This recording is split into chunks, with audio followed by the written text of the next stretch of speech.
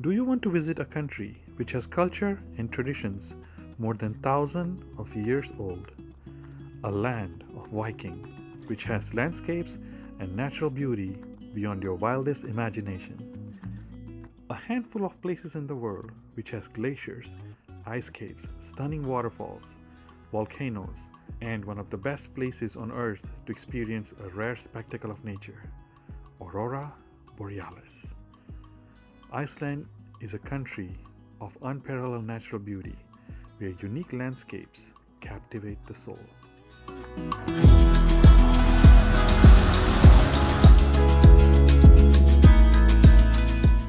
Hey YouTube, I hope you guys are doing well out there.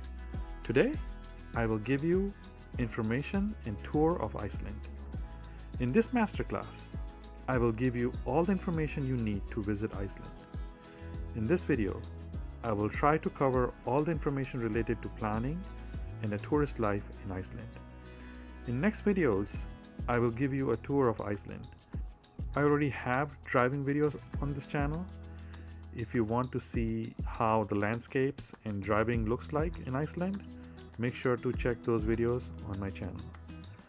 I am based in the United States, so a lot of the information will be from the US perspective, but I'm sure whatever I included in this video, it will definitely help you in planning your trip to Iceland and general information about it.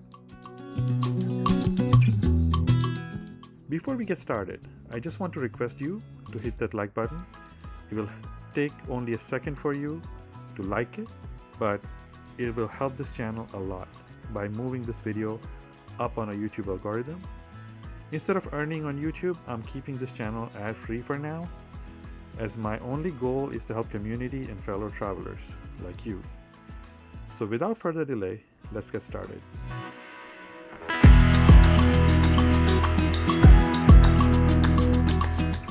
Before you travel to Iceland for the first time, you want to consider a few things, major being, when do you want to travel? Iceland can be dramatically different depending on what time of the year you're traveling there. Road conditions can be very different due to snow and wind during winter. There are roads which goes through the mountains and located mostly towards the center of the island, called F-roads. Many of the Iceland's greatest wonders are located in remote locations on the island and only reachable via F-roads. These mountain roads in Iceland are only open during summer, with the exact open time depending on the weather. So if you are the adventurous type and want to explore these least traveled places on Iceland, you want to consider travel during summer months.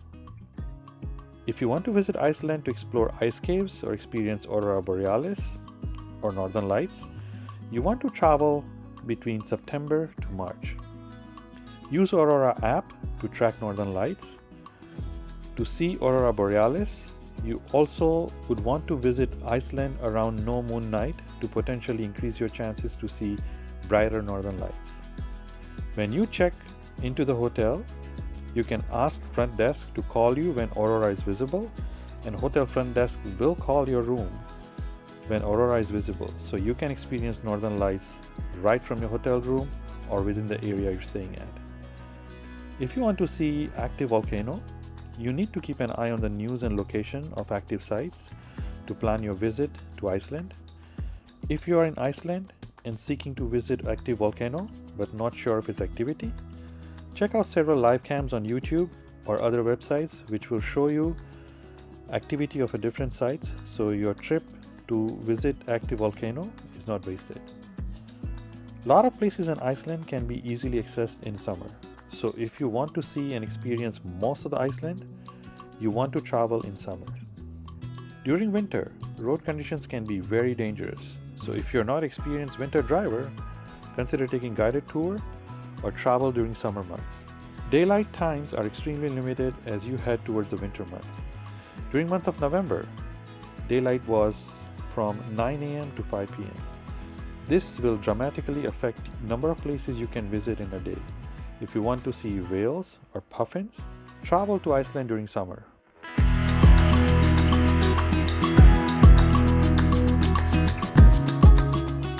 Let's start with booking a flight. Depending on which part of the world you're flying to, KEF or Keflavik Airport of Iceland, which is the major airport in Iceland, your travel time can be very different. If you're flying from the US, flight is around 5 to 10 hours. If you're flying from Europe, flight time can be around 3 to 6 hours.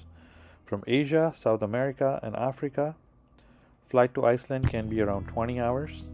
And from Australia, it may be as long as 30 hours. Few things to consider when booking a flight to Iceland. Iceland Air being the home airline gets advantage at many levels, so it's relatively cheaper when flying to Iceland. Of course, you can choose a different traditional airlines like British Airways, Lufthansa, or you can choose a budget airlines like Iberia, Play, or Norse Airlines. I took Iceland Air considering frequency and pricing from New York's JFK Airport. Flying Iceland Air Premium Economy is like flying in JetBlue as far as the seat comfort and legroom goes. Amenities like Spirit, they only offer non-alcoholic drinks for free and everything else is for purchase. For my entire flight of 5+ hours, they only did service in cabin just one time. On the evening flight out of JFK, they ran out of most of the food for purchase as well.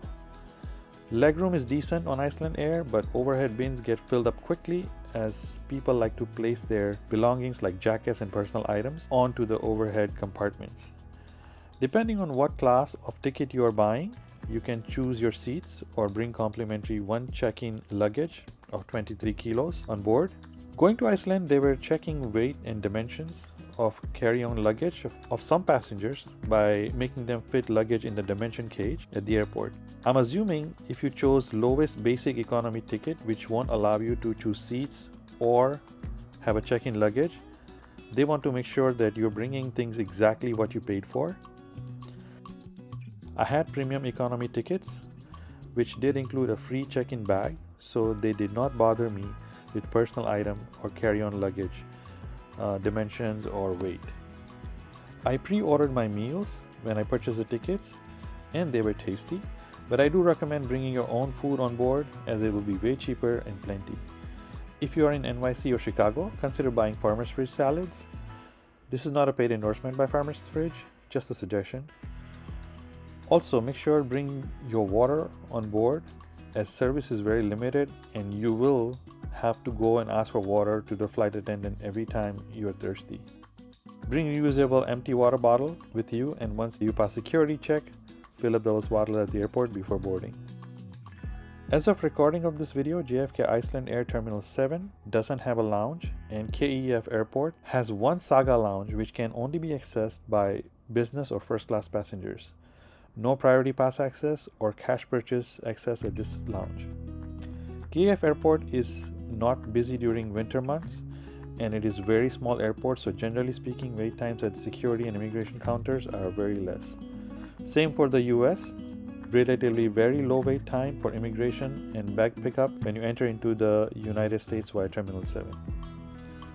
Iceland Air is one of the few airlines that offers free stopover in Iceland, as in if you are traveling to the US or Europe, you can choose Iceland Air and stay in Iceland for a few days to or from your destination without paying any extra charge. You don't need a visa if you're traveling from the US, Canada, EU, Australia, or New Zealand. If you're not from these countries, you will need visa to enter Iceland.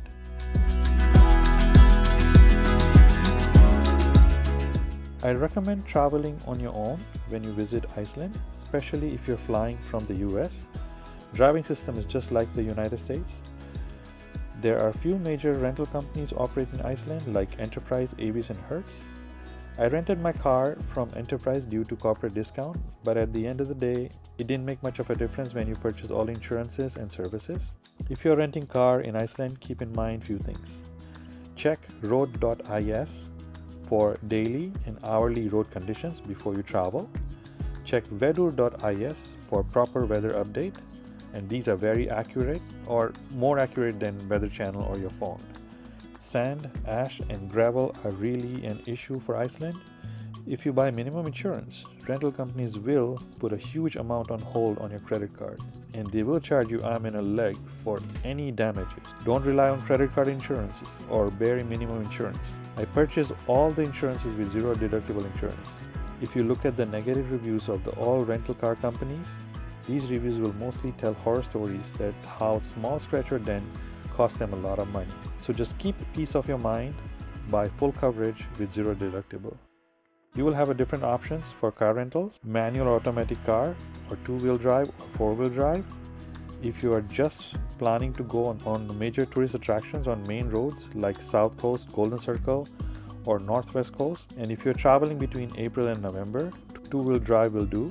If you want to be absolutely sure that you don't want to get stuck in no matter what condition, or if you want to travel F-roads, you need to rent all-wheel drive. Also, if you own or used to driving automatic transmission, consider driving similar vehicle in Iceland. With my corporate discount, zero copay, sand, ash, windshield protection, roadside assistance, prepaid fuel, in-car Wi-Fi, automatic all-wheel drive, Jeep Renegade cost me around $150 a day.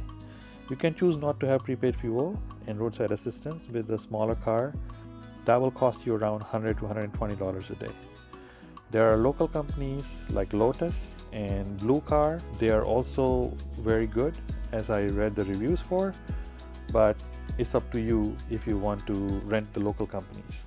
If you want to drive an EV, it is very easy to charge your vehicle in Iceland. Along the route of all major tourist destinations, you will find superchargers or CHAdeMO or CSC charging stations. All around Reykjavik, you will find plenty of public charging stations in a garage.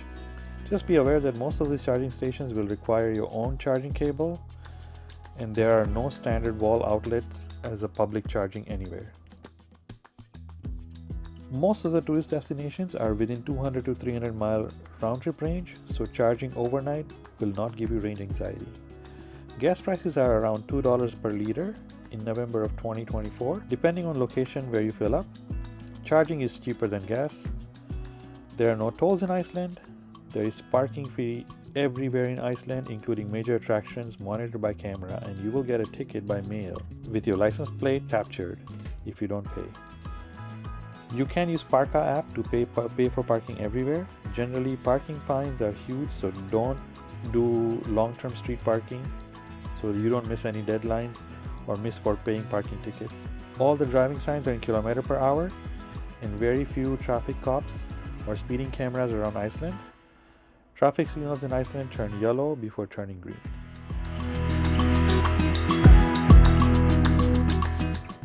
Most of the population in Iceland speaks fluent English, even though their native language is Icelandic. You cannot buy a regular postpaid cell phone SIM card as a tourist, but there are prepaid cards you can order from the United States. From Iceland Air website, you can order an eSIM with the 5G internet speed for 1 hour a day, but unlimited internet and no talk time for 7 days validity for about $20. There are cheaper, limited, and more expensive options. When you reach Iceland, you can buy prepaid card for 10 gigabyte internet and 60 minutes of talk time for about $21. I recommend not to use your home cell phone roaming plan if it is more expensive than this. Cell phone coverage along the roads leading to all major tourist attractions is very good.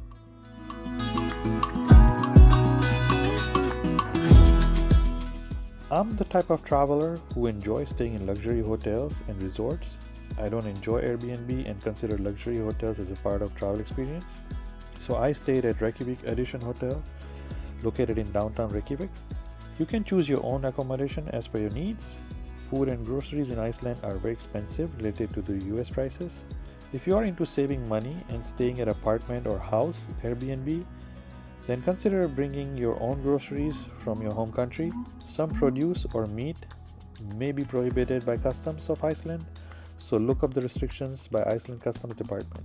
Iceland hotels do not have microwaves. Iceland has very good restaurants, but they are a bit pricey. For example, 2 times during my stay, I ordered simple penne pasta with pomodoro sauce, which is essentially a tomato sauce, which cost me around 4,000 kronos or $35 from average restaurant and 6,000 kronos or $45 from high-end restaurant. Iceland doesn't have McDonald's, but they do have US fast food chains like KFC, Domino's, Sbarro Pizza, and Hard Rock Cafe. I prefer to eat local when I travel. I recommend you allocate extra budget for food if you prefer to eat local when traveling. Water is very clean in Iceland, so you can drink water straight from faucet. Just bring few empty water bottles with you. Single-use plastic bag is banned in Iceland, so bring your own reusable bags to avoid spending extra money on a flimsy paper bag which can be easily destroyed under rain. You will not need local currency as most of the places accept credit card, so bring 0% transaction fee credit card, debit card, or MasterCard with you. Keep in mind, a lot of places do not accept American Express card. Don't waste your money by exchanging your currency or withdrawing money from ATM. You will find a lot of souvenir stores around popular tourist destinations. Souvenirs are very expensive in Iceland. For example, average fridge magnet is around $7. Icelandic wool items like sweaters, hats, gloves, scarves, etc. is something you want to consider bringing home from Iceland. If you want to buy souvenirs for your friends and family, consider buying chocolates, coffee, and magnets as a cheaper option. Iceland is relatively very safe. I did see police car only once in my entire 1-week stay. Only at Gullfoss Falls I saw signs about pickpocketers, but generally speaking, I went out at night and didn't feel unsafe. Of course, any place in the world you have to follow certain common sense rules and be aware of surroundings to be safe. Always bring your rain jacket and winter coat with you even if you visit in summer. Having hiking boots in summer and have a snow boots in winter if you are planning to visit past mid-November or before May. Iceland weather is unpredictable and can change drastically by location on the island. Do check weather.is and for driving conditions, road.is. These websites are widely used in Iceland by everyone, so it will have most accurate information. Wind is a real issue in Iceland. Some places or sometimes wind will be so heavy it will bend your car door from the hinge. Black Sand Beach, where waves can be extremely unpredictable and it can pull you into the ocean.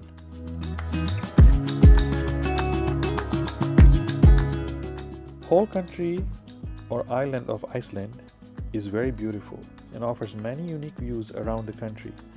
But for average tourists, from Reykjavik there are 4 major tourist locations you can visit within a day. First is Reykjavik City, second is Golden Circle, third is Southern Coast of Iceland, fourth is the West Coast of Iceland. That's it for this video, and I'll give you a tour in my next video. If you have any questions, suggestions for Iceland trip, or if I miss anything in this video, let me know in the comments below and I'll try to cover it in my next video. I hope you enjoyed this video, and if you did, please look around my channel. I usually upload videos on travel, technology, gaming, and cars.